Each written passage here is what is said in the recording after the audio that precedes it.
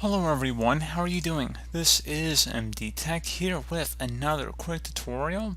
In today's tutorial, I'm going to show you guys how to go about changing your mouse settings on your Windows 10 computer.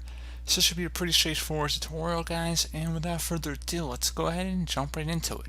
So all you have to do is open up the Start menu, type in Control Panel. Best result should come back with Control Panel listed right above App. So go ahead and left click on that. Select your view by and select large icons. Select mouse from this list. Now this is basically all the mouse buttons and functions you're going to be able to play with here.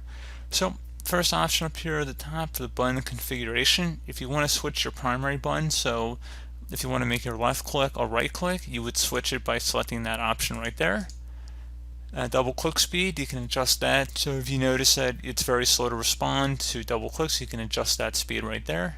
And you also have the option for click lock, which enables you to highlight or drag without holding down the mouse. So to set, briefly press the mouse button, and then to release, click the mouse button again, so you can just hold and drag down without actually having to hold down the whole time, basically.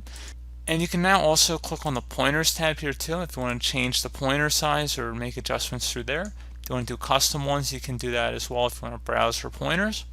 If you have some third-party pack you want to get from online.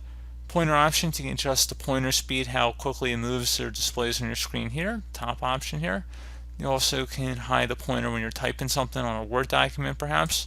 In the wheel tab, you can adjust the vertical and horizontal scrolling speed or how many lines will be displayed at a time. And then you also can adjust the hardware tab here too if you want to adjust the hardware of different mouses that have already been hooked up and recognized on your computer. If you need to remove anything or check out the properties, you can. So pretty straightforward process there, guys.